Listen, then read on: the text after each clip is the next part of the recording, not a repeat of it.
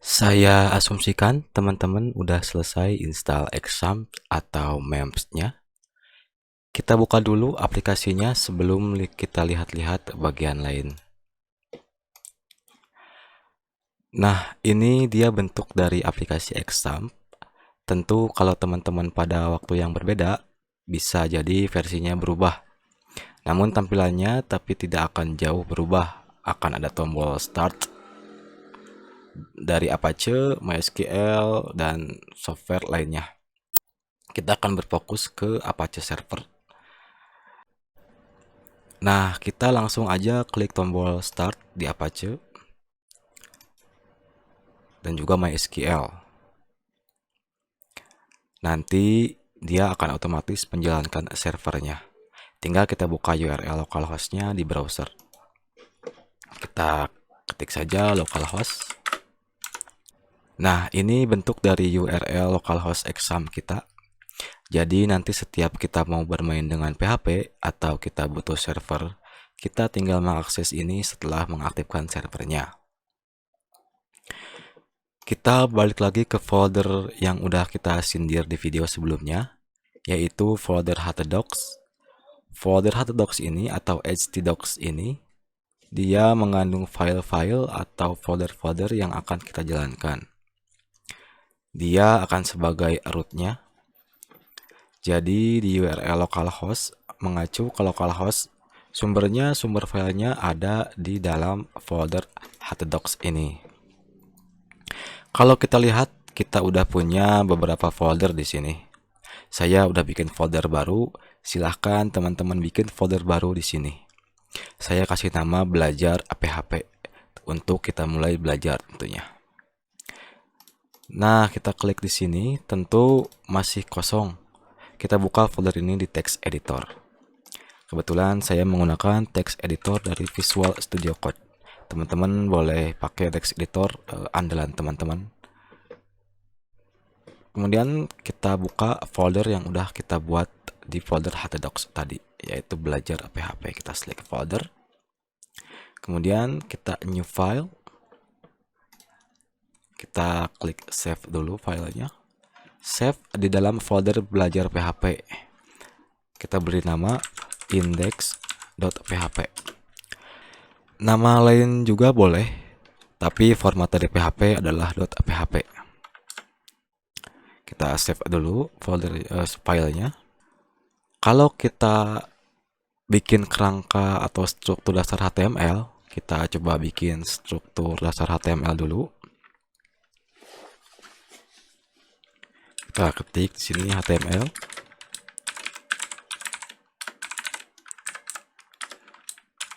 Ada head dan juga tutup head.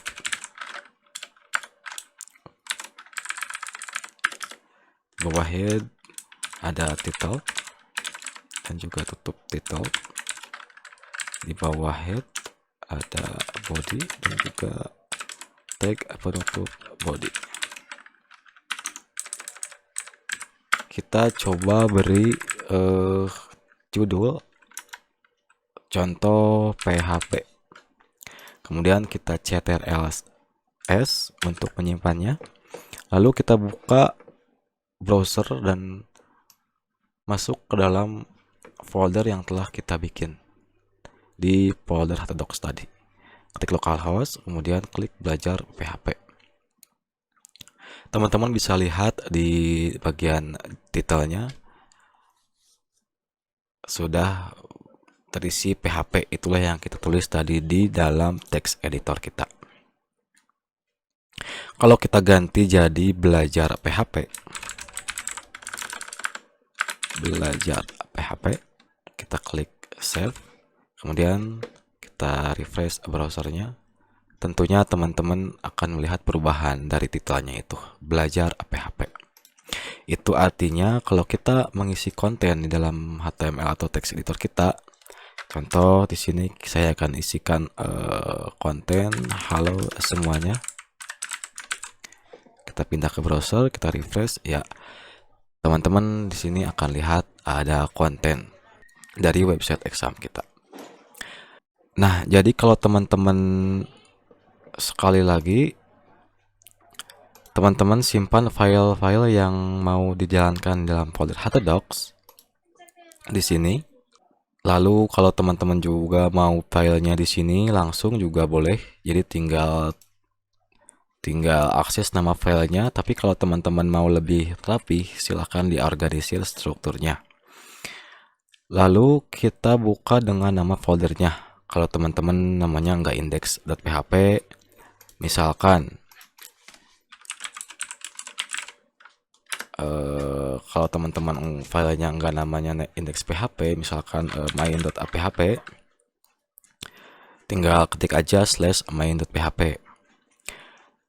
Index.php sendiri adalah nama file umum yang kalau kita nggak nulis spesifik nama filenya di URL, dia akan otomatis ngeliat di dalam folder sebelumnya yang namanya index.php.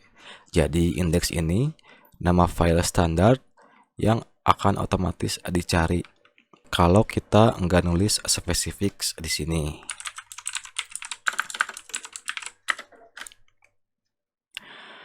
Nah, kita akan balik lagi ke temanya di text editor kita. Kita akan lihat salah satu fungsi pada PHP. Nama fungsinya adalah echo. Cara menulisnya, kita coba di sini. Semua bagian PHP kita tulis dengan tanda kurung, dengan tanda tanya, lalu PHP. Kemudian untuk tag penutupnya kita gunakan tanda tanya, kemudian tutup kurung lagi. Nah, ini semua adalah teks dasar dari PHP. Jadi ini tag untuk memulainya, dan ini tag untuk mengakhiri PHP. Jadi nanti bisa saja PHP kalian akan panjang banget, satu halaman atau cuma satu baris juga boleh. Nah, kita akan lihat salah satu fungsi di PHP yaitu echo.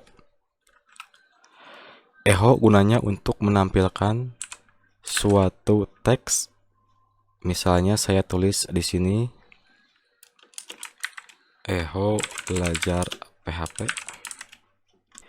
Kita tutup setiap baris kode dengan titik koma, kemudian save. Kalau kita lihat sekarang, kita bisa lihat belajar PHP di sini. Nah, tentu teman-teman lihat sekarang ini sangat simple. Kita bisa nulis teks seperti biasa di HTML. Tapi tenang aja, ini baru fungsi awalnya, akan banyak fungsi-fungsi menarik di PHP.